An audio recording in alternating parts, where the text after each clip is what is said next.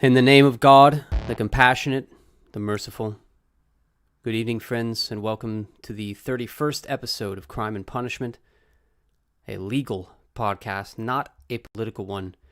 It is, in fact, the official podcast of the Invictus Law Firm, PA, a criminal defense law firm in Orlando, Florida, the website for which is augustusinvictus.com, and that is yours truly. I'm here with my trusty co-host, Tiger Gin, the man with a plan.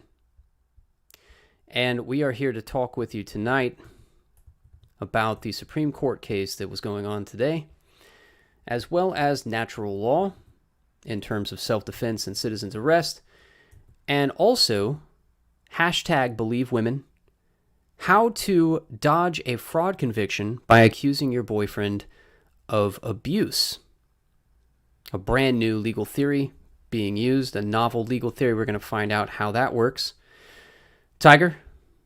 Yes. Can you hear me? Yes. Am I coming through at all? Yes, you are. I'm just joking. That's an Every Time I Die lyric. I don't know how into hardcore you. I know you're a metal fan, but every Time I Die just came out with a new album. My friend went to see him here in Florida. Anyway, if you haven't heard Every Time I Die. Yeah, I'll look them up. Did you watch Devil's Advocate yet, Tiger? No. No, I have not watched anything. Like, there was the last thing I was trying to get through is literally an 8-episode TV series, and I've gotten through 4 episodes of them, and that was like 6 months ago. Boy, I've not finished that. we gotta get your TV chops up, man. I was asked today by someone. He's like, "Do you watch TV?" Like in this accusatory fashion, and I'm like, "Yes, I do." I'm actually very worldly. When it comes to pop culture, I'm a genuine expert. Tiger's volume is very low, maybe 15 to 20%. See, I was afraid of that. Let's see. Maybe I just need to put the mic in front of me. How's that? All right, well, let's see if that works. But, yeah, I've got you on the speakers you're supposed to be on, so... Oh, you know what? Now we're talking. Try that. All right. Now you're cooking with Crisco. All right. Good. All right, Yay. so now that we've got that sorted out, let's talk about what happened today in the United States Supreme Court. Actually, no, I should run through the rest of this outline. I have it in front of me every week, and I never do this. Look, we have a newsletter. We have a newsletter that I forget to plug every time we go live. I'm going to sign you up right here. Oh, I have to sign in to chat. I didn't sign into my own stream. Professional. Man. We got to hire somebody to do the grunt work on this podcast. Oh, yeah. Become a legit YouTuber. Have your own editor, too. Yeah. At least someone that could set up the live stream, set up the keys, sign me in so I can type things. Or even better, they could type the things for me. Yeah. That would be something else. Got to move from this being a hobby. Maybe get some of those mod bots going that'll auto post links for you in the chat. Oh. See, I didn't even know that existed, so shows how far behind I am. So there, 20 minutes later, is the link for the newsletter. That's an old newsletter, but it is pertinent to what we are discussing today. Because today, there were oral arguments in the Mississippi abortion rights case, and we're going to talk about that as soon as I finish this outline and plug everything for you. So that is the newsletter.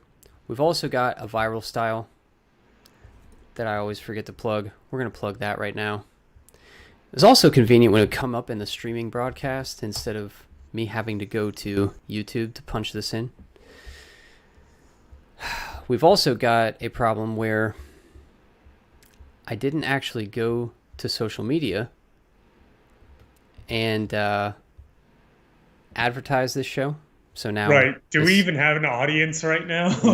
No, we don't. We have literally 8 people watching. So the 8 of you that's something who are here, God bless you. Yeah, it's like what if all 10 of us were in the living room Yeah. having a fireside chat.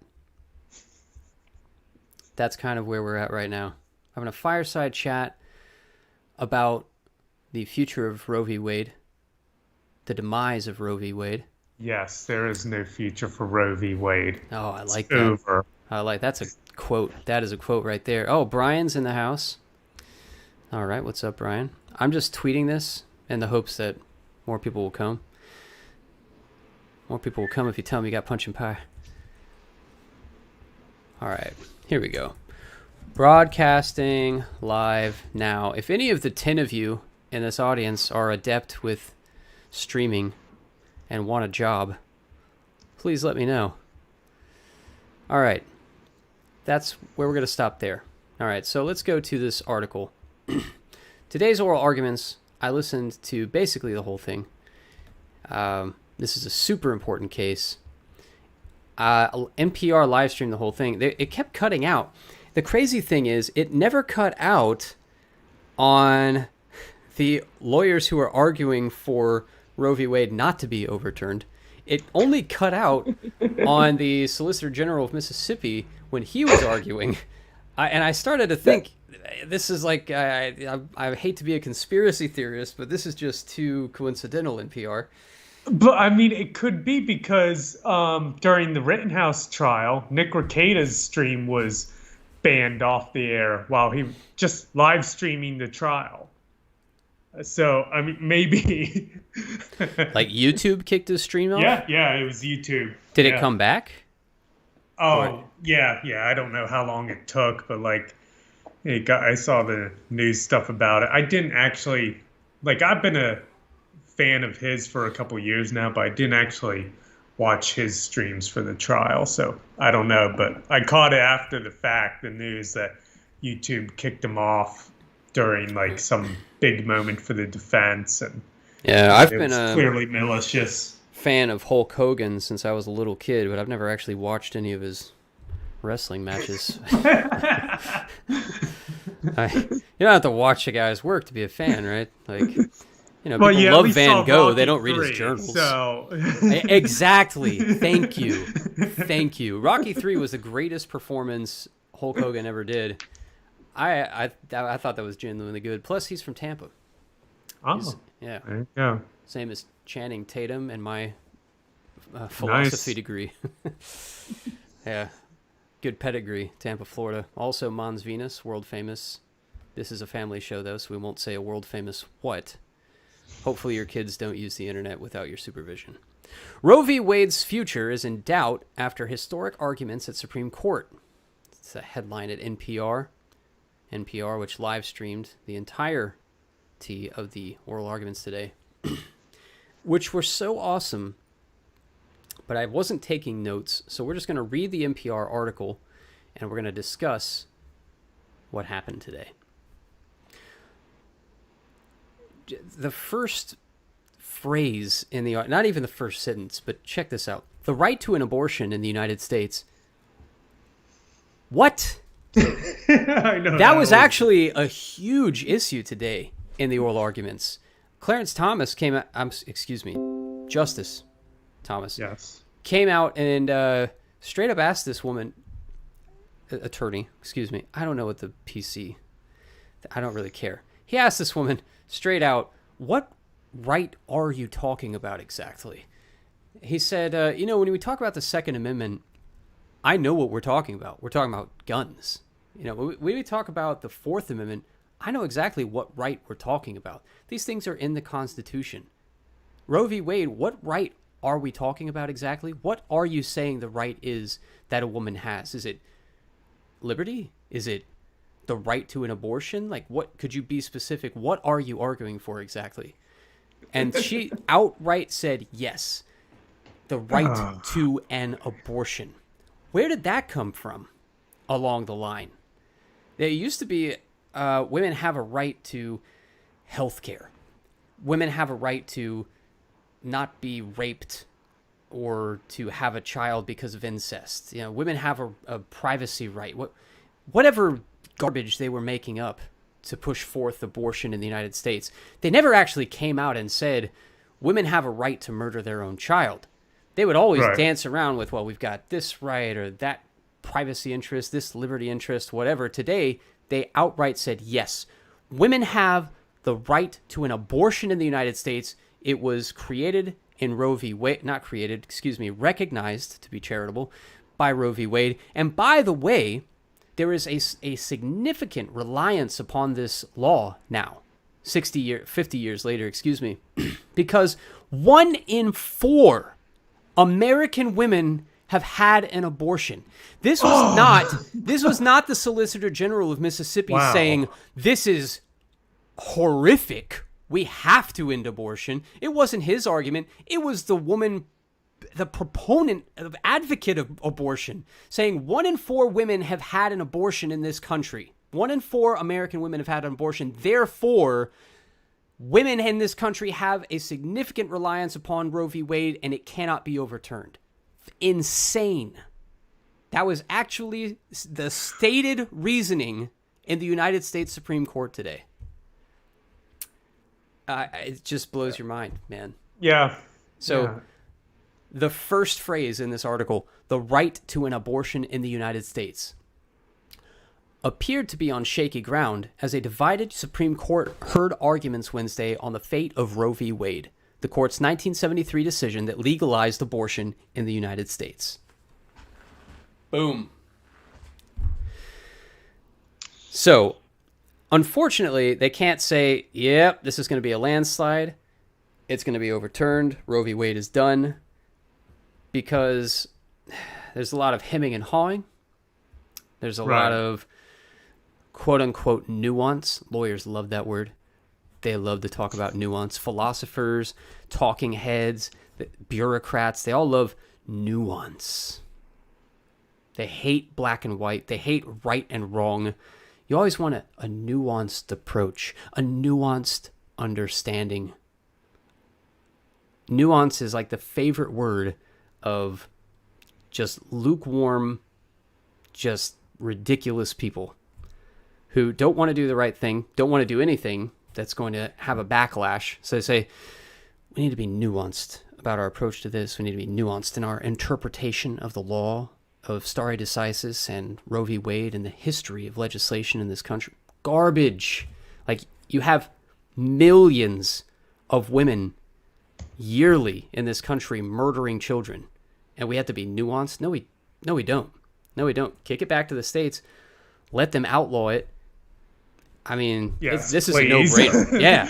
Please outlaw it. You know, one of the great arguments that Kavanaugh came up, well, it's not an argument if it's coming from a justice, right? It's just a question. One of the great questions, though, that Justice Kavanaugh brought up was, why don't we just send it back to the states? And, you know, the people in Mississippi are going to have a different view of these fundamental rights, the fundamental right of the fetus, the fundamental right of the state, the fundamental right of the woman. Nobody here is arguing that they don't all have legitimate fundamental rights here. So why don't we just kick it back to the people, and the people in Mississippi can weigh those differently than the people in New York. They're going to come up with different reasons that, you know, and they're going to come up with different laws. Abortion should be legal here, should not be legal there. Why don't we do that? And of course, there's no legitimate answer to that, except we want free abortion. 1 in 4 women in America have had an abortion. That's difficult to even fathom. I would hate to be dating right now. I'll tell you that. I never heard that statistic, and I was looking it up here, and abortion is a common experience for U.S. women. Is one of the headlines. I love how this woman started out too with her argument. The same woman that said that to support Roe v. Wade and say you cannot overturn this because this many, 25% of American women have had an abortion. That same woman opened her argument with, this Mississippi law doesn't even allow for abortion in the cases of rape and incest. And that's what we have heard since 1973. Rape and incest, rape and incest, rape and incest, medical exception. You have to allow abortion because there's all these women who are being raped. There's all these women who are the victims of incest and they're having babies that are going to have 3 eyes and no legs. Ridiculous. What are the percentages of abortions in this country where it is the product, this child is the product of a rape or an incest? Yeah, no, Ridiculous. It doesn't happen. Abortion pretty much exists as a fail-safe for bad reproductive decisions on the part of women. That's what it is. Yeah, well, men too, but yeah, men too. You know, I mean, yeah, family friendly. Use contraception if you're gonna. If you're not Catholic. If you're not Catholic, thank you for that qualifier. Yeah, if you're not Catholic, if you're Catholic, you have a very black and white view on this. Like, first of all, don't use contraception because all sexual intercourse must be open to reproduction. But second of all, abortion is not even, you are automatically excommunicated for an abortion. That's the different issue for a different night. But everybody else in the world, strap one on for the love of God. Like, how hard is that? And actually, that's one of the points one of the justices made today was, no, I'm sorry, that was the Solicitor General from Mississippi defending the law. He said, you know, you guys quote all these statistics about, oh, women have to travel hundreds of miles to get an abortion and the cost is going to be prohibitive for an abortion. Oh, they're putting these poor women in poverty because they're forcing them to have a child.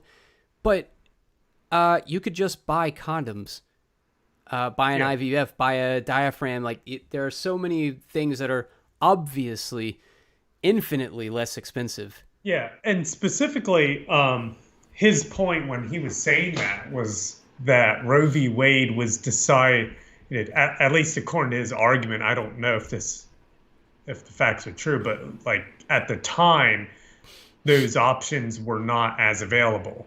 Maybe they were, maybe they weren't. But I think that was a great point to make during the argument. Is simply just that you don't really need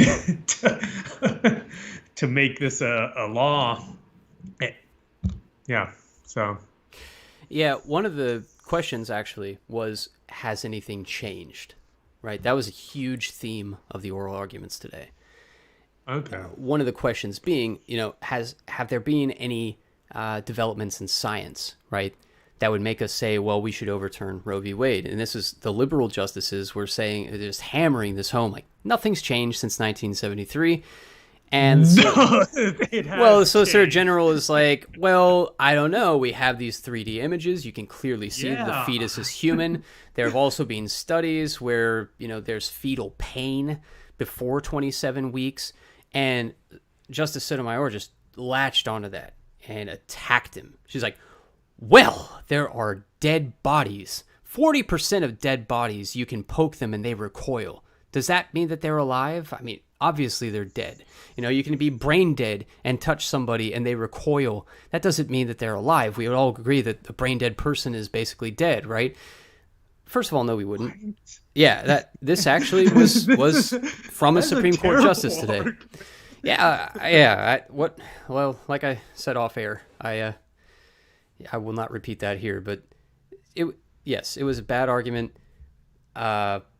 Saying that there has been nothing that has changed in science since 1973. But I will say a good point she made was, you know, morally speaking, nothing has changed since 1973. The question is this a human life or is it not? And people have been debating that for millennia, right? And if you disagreed with it in 1973, you're going to disagree with it now. If you think that it's murder back in 1973, you're going to think the same thing now. It's a philosophical question, not a scientific one. It's like, okay, but you made this has become a straw man argument. Like, you were the one who said there has to be this scientific change. But like you said, Tiger, of course there are scientific changes. Yeah, I was just going to say, I was listening to... Like right before the show, I was listening to Catholic Answers, and they had this doctor on there, and he was talking about how one of the things that we can determine now is really I think he said it was like soon after the moment of conception, like almost right away. Scientists and doctors they can analyze the fetus and they can tell which part is going to be the head of the baby and which is going to be like the trunk. Like they can actually determine that before any of that is even actually formed. Like all the information is in there. And he also brought up, I didn't get a chance, I wanted to look these guys up. He said that there's actually a group called Secular Pro-Life. And these are these are atheists who are convinced by the science that abortion is wrong, that's a human baby in there and we shouldn't be killing it. Well, I wish you had talked to this guy beforehand because they actually asked him that. Breyer and Sotomayor, they did this to him. They were like, well, isn't this religious? Isn't everything you're saying, doesn't it just come down to religion? Because who really believes life begins at conception except religious people? You know, can you name any secular philosophers that believe that life begins before 27 weeks? You know, I'm paraphrasing, but that was basically what the question was. Are there any secular people out there, any atheists who believe what you are saying, or does this not just come down to a religious argument? Well, I mean, certainly there are some, and I mean, even just, I think people don't respect how new reproductive science actually is. Like, we did not even know that mammals had eggs inside of them until I think it was 1865, 1866, something like just for whatever reason, right after the Civil War, this was discovered. Like, it is really, really new science.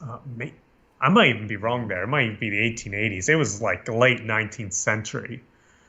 And before then, humanity, for the large amount of time, they believed that the male carried it. But the semen was literally seed. That's why you get that language, seed. It was seed you plant in the woman, and it grows just like a plant. That was the belief. Yeah, well, that's still kind of true, even with the egg situation.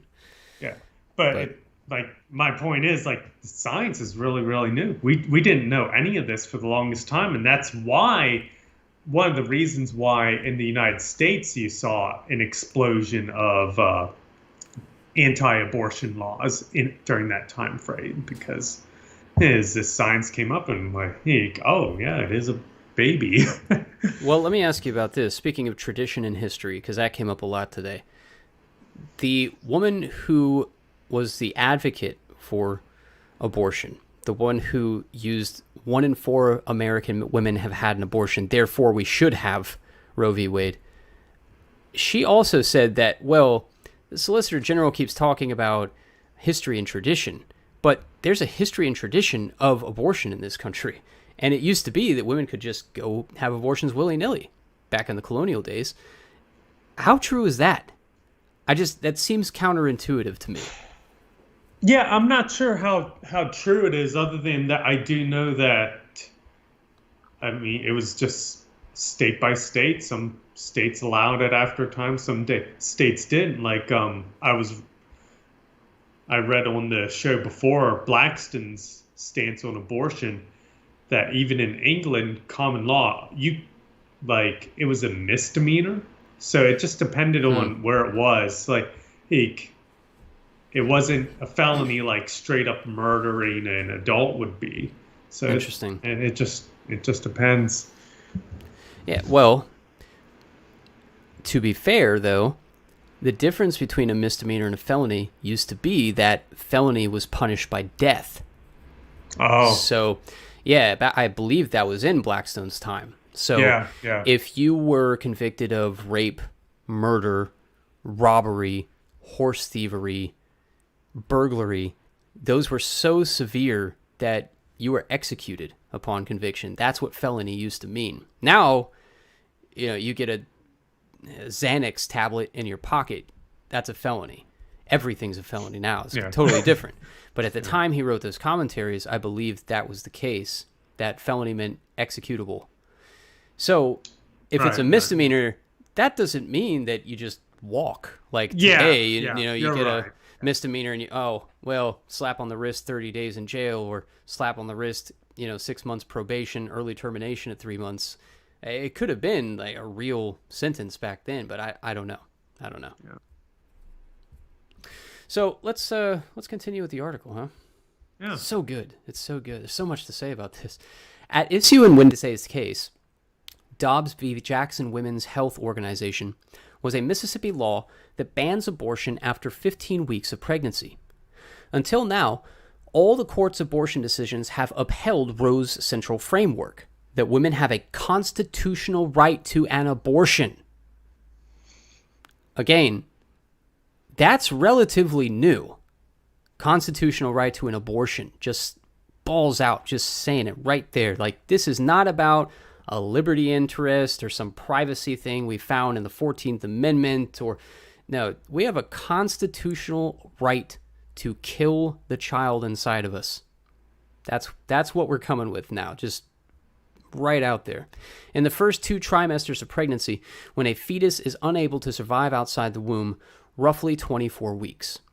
But Mississippi asked the Supreme Court to reverse all its prior abortion decisions and return the abortion question to the states. I'd say it's actually fairly accurate.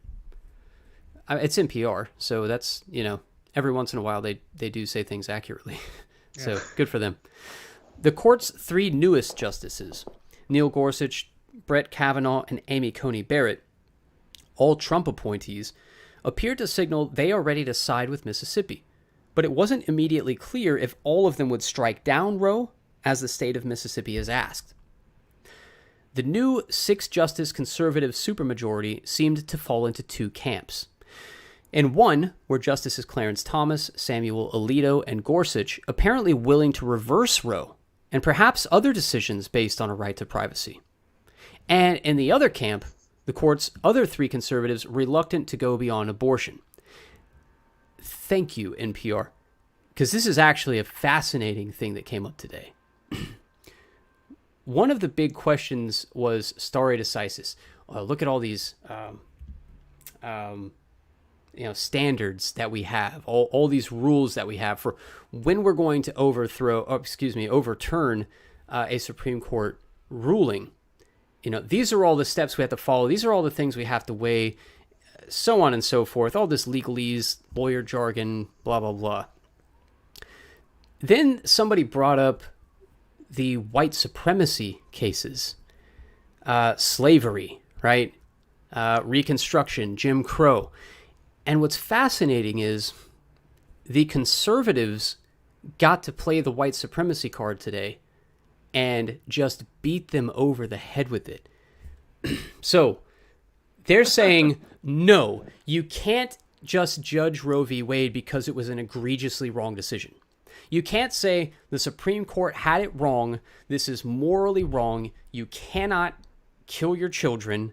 You certainly can't enshrine it as a constitutional right. That's insane. We have to strike this down. And they're saying, look, this has been the law for 50 years, and all these cases have depended on it, and all these 1 in 4 American women depend on this case. You can't just strike it down because you don't like it, because you think it's morally wrong.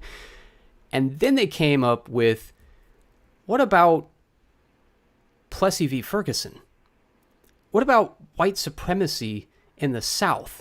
And I didn't even get mad that they're attacking the South. They came out with, all of the Supreme Court precedents, they all upheld slavery. And even after slavery, they all upheld all of the segregation in the South. And it took, 60 years to overturn this? So you're saying that Plessy v. Ferguson, the separate but equal treatment, right? It was egregiously wrong, but we couldn't overturn it then because all these cases depended on it. And somebody said something to the effect of, well, there was no real reliance on that. And I think it was Kavanaugh who said, that's ridiculous. Yeah. The entire Southern economy depended on all of Southern society relied to this upon Plessy v. day, Ferguson. even when you're doing legal research in Georgia, you'll bring up case law talking about slavery and how Yeah. blacks. To this day, there are still cases that are legitimate precedent because the entire jurisprudence, especially in the South, revolved around segregation. That's just a fact of life. And Kavanaugh pointed out, look, are you telling me that, forget all technical advances or whatever, say that's all in your favor. Now, you're telling me that Plessy v. Ferguson, if it was decided in whatever year, 1880, whatever year it was, you're telling me that if it came up again in 1885 and there's no new advances that we couldn't strike it down? Like all these stare decisis things you're talking about with Roe v. Wade, all these standards that you're talking about, we couldn't overturn Plessy v. Ferguson and say that this was an egregious moral wrong? And she went into this legalese, dancing around the question. But he's like, no, I want a straight answer. Could you overturn Plessy v. Ferguson if it was an egregious moral wrong? Could you overturn segregation in the South if it was an egregious moral wrong, or do you have to follow all these steps you're talking about? And got her to admit that, yeah, you could. You can overturn Roe v. Wade because it was an egregious moral wrong. Yeah. It was amazing. It was just amazing. So what I was talking about, the reason I got into that, because the paragraph we read said that Justices Thomas, Alito, and Gorsuch were apparently willing to reverse Roe and perhaps other decisions based on a right to privacy. One of the amazing things that came up was they started talking about the sodomy cases, gay rights cases. Oh. Yeah. And, the conservative justices were, and of course the Solicitor General, they were all saying, no, we're just talking about abortion.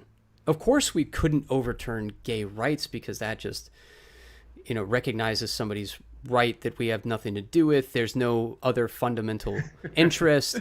In this case, there's a very clear fundamental interest to the right to life of this child who is being murdered in the womb. And the state has a legitimate interest in protecting that. Of course, with homosexuality and all these other cases, that's not the case. There's no independent party being murdered here that we have to protect. But it was the elephant in the room. If you can say that Roe v. Wade is an egregious moral wrong and we should strike down Supreme Court precedent because it is morally wrong, then why can't you strike down Lawrence or any of these other cases where states had banned sodomy? States had banned homosexuality, not just homosexual marriage, but homosexuality. Right. If Roe v. Wade is overturned, that puts everything in jeopardy. That was, they didn't really harp on it, but it did come up, and it was very clear the left is terrified that that is what's coming next. Not just because the thing about Mississippi law, it only bans abortion before 15 weeks. So their first concern is, well, if the Supreme Court upholds this, it's effectively overturning Roe v. Wade. We're talking about 15 weeks now instead of 24 or 27 weeks. If they do 15 weeks, well, why can't they just do 12, 9 weeks, 8 weeks, all the way to conception? This is a slippery slope that's going to recognize that women can't kill their kids at any time.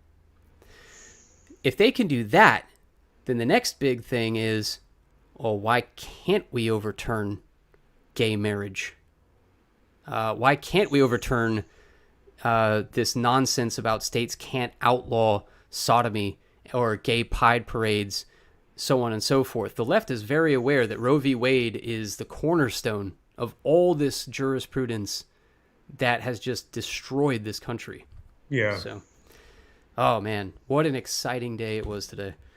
Well, I mean, I'm looking at this other article about these talks, and it has a quote from Sotomayor.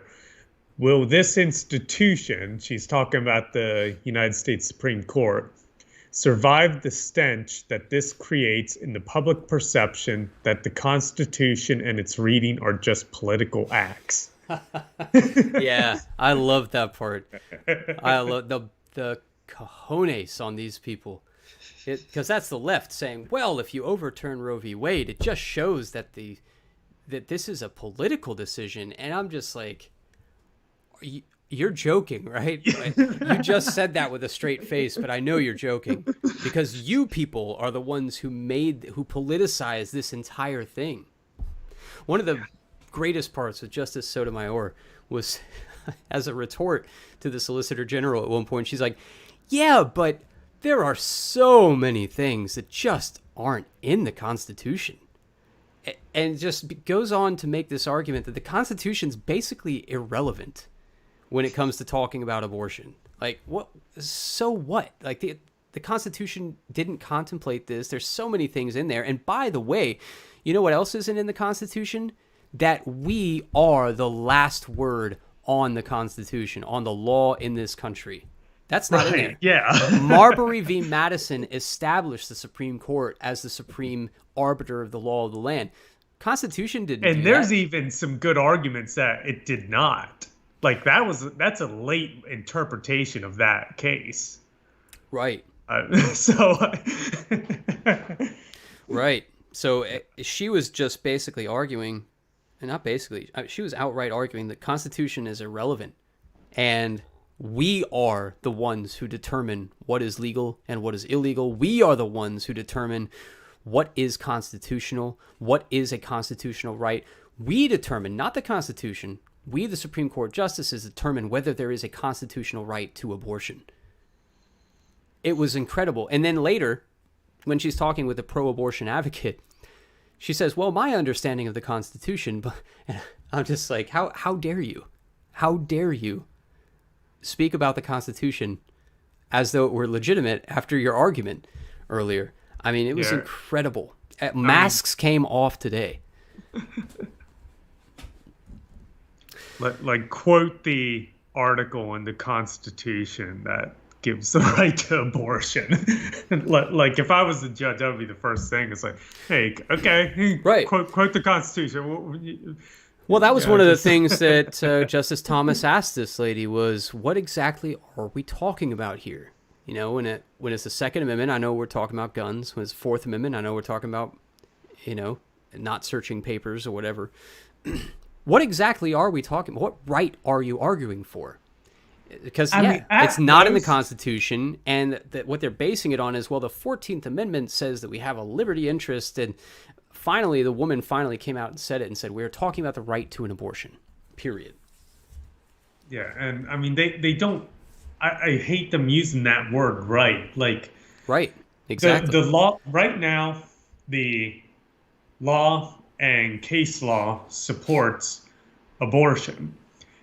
That makes it a privilege. It's a privilege that the states and the courts have given. It's not a right, and therefore they can easily take it away. It's like a driver's license. Yeah, I was just about to say that. Constitutional right to drive. It's something that the law grants as a privilege right now. I mean, people don't like hearing that word, but that's what it is. When we're talking about rights, we're talking about natural rights, divine law, and things like that. That's really what it is, and that's what the Bill of Rights is. I mean, it's the Bill of Rights. They're enumerating what the natural law grants, and they're just spelling it out. Yeah, isn't there one of those pesky amendments in that Bill of Rights that says something like, if it's not in here, it's up to the states? So yeah, you're testing me, but I know what you're talking about. Yeah, 10th Amendment, states' rights. Yeah. Chief Justice John Roberts, a fellow conservative, focused on an abortion only. Oh, I'm sorry, that's a rare typo in the NPR article. Focused on abortion only and on the viability line, not reversal. Quote, why would 15 weeks be an inappropriate line? Viability, it seems to me, doesn't have anything to do with choice, but if it really is an issue about choice, why is 15 weeks not enough time? He asked Julie Rickelman, who represented the clinic bringing the case. Rickelman replied, quote, if the court were to move the line substantially backwards, and 15 weeks is 9 weeks before viability, Your Honor, it may need to reconsider the rules around regulations, because if it's cutting the time period to obtain an abortion roughly in half, then those barriers are going to be much more important, end quote. So, yeah, I guess they're pointing out that Justice Roberts came out against viability. Like this whole notion that viability is a standard, it's totally arbitrary. Like you said, Tiger, where is that in the Constitution, that viability is the point where you cannot kill your kid? Where is it in the Constitution that says, well, once the kid is born, you can't kill him anymore? Under ancient Roman law, a man could kill his son up until he was dead himself. He always had a legal right over his own family and could execute them if they disobeyed him. We don't have that in America. You can't do that. We represent that we appreciate the right to life, and life is always to be protected. And it's the state's interest to prevent people from murdering other people. So the question in Roe v. Wade and all of these abortion cases is, well, when does life begin? Does it begin when the child is born? No, it begins when the child is viable. Like if there's a birth somehow, or if the kid is extracted from the womb or whatever, the kid's going to live on its own. That's viability. Yeah. Well, why would that be the standard? Wouldn't it make more sense not to allow an abortion before the age of viability, when the child is at its absolute weakest and needs its mother the most?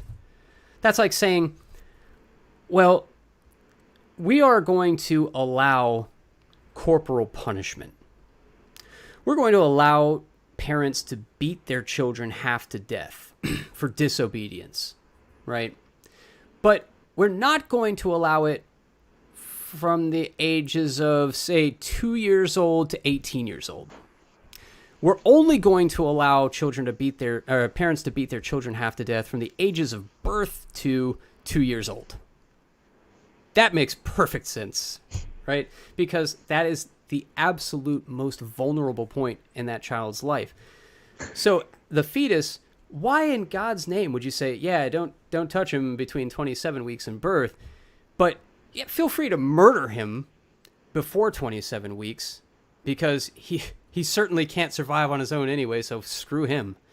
It's insane. It's an insane standard, and Justice Roberts came out against it today. Said, look, this viability thing makes no sense. Like, who made that standard up? I don't know who made it up, but it was some diabolical genius on the left. There's no basis for it in law. It's not in the Constitution. It's not in, thousands of years. It's either it's either Roe v. Wade or Casey where it spells that out. I don't remember which. Both of them are nonsense anyway. Right. So the earliest this came up was 1973. Before that, it's insane. It's just pull this out of the air. Well, viability. Why would that be the standard? All right, let's continue. But hold on. How is it 2057 already? Yep. That can't be right. We had a bit of a late start. That's what happened. What time did we start? How could we possibly be at 9 o'clock already? Yeah, it was almost like 2015 when you got things really up and running. All right. Well, we could do another 15 minutes. Yeah. Man, this article is so good. We were supposed to talk about self-defense and citizen's arrest and #MeToo, accusing your boyfriend of abuse to get out of a fraud charge. That's beautiful. But man, this is just so keep important. Keep with the article. I didn't prepare too much anyway. Good. All that. Good. So we'll have material for next week for sure. I'm having more fun listening about this oral argument. I definitely gotta listen to this thing tomorrow. Yeah, my son. He wants to be a lawyer. He wants to go to Oxford for whatever reason. But God bless him. I mean, dude, if I have a son who goes to Oxford, I will never talk trash about Call of Duty again. or whatever. Anyway, so I'm going to make him listen to these oral arguments because they were that important and that good. That's the thing about the Supreme Court oral arguments. I mean, it is usually and often very good attorneys that are arguing it. If you want to hear good oral argument, Absolutely. that's where it is.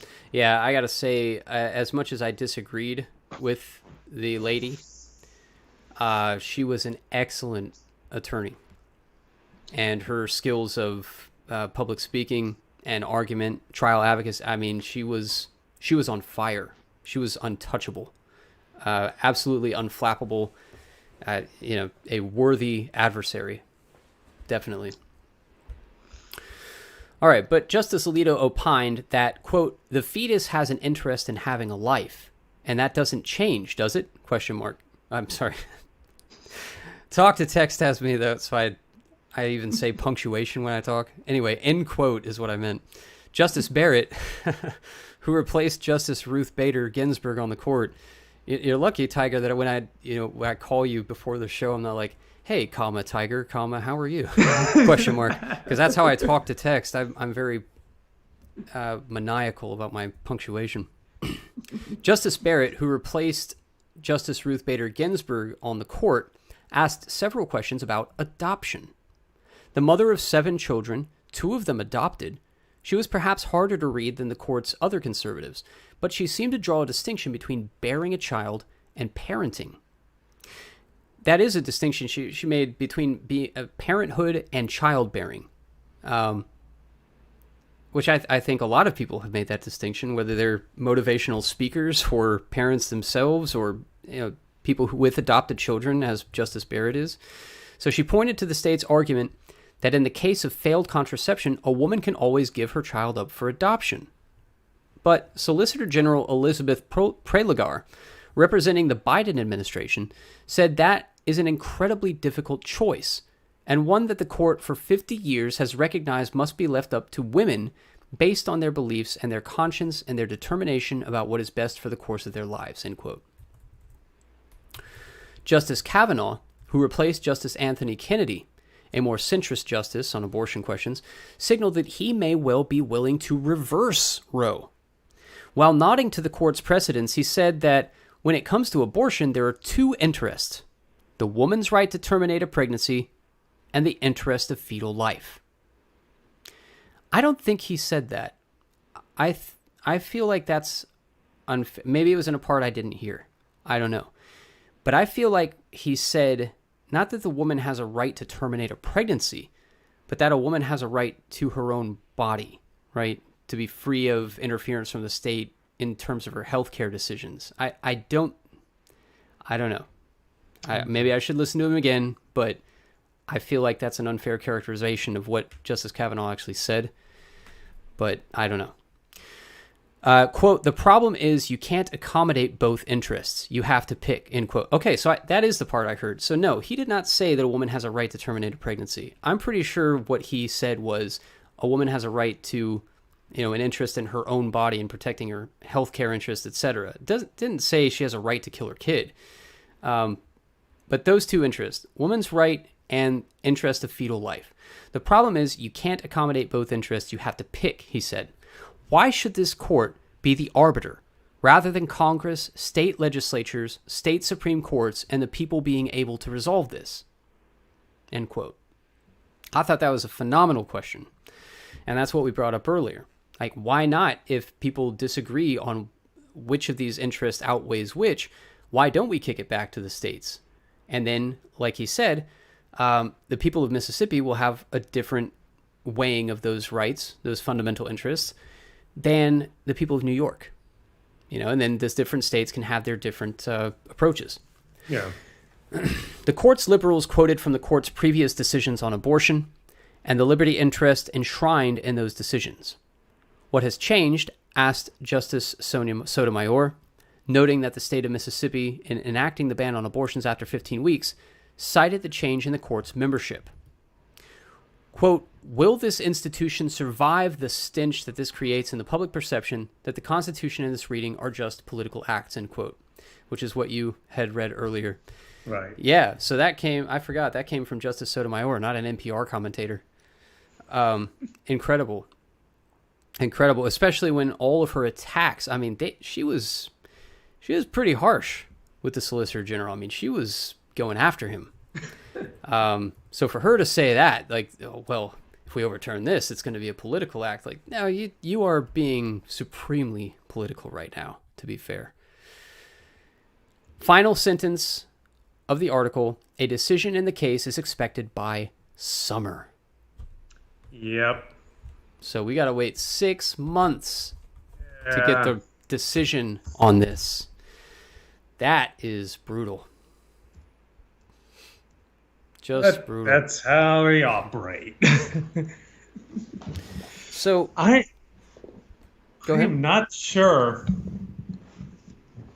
Like, that would be amazing if they actually do just get rid of Casey and Wade. I don't know if I can see the court doing that, but a lot of those justices are indicating that's what they want to do. Yeah, we'll see, man. We'll see. It's in God's hands now. You know, it's pretty epic. I've never really, I guess, listened to oral arguments all the way through from beginning to end.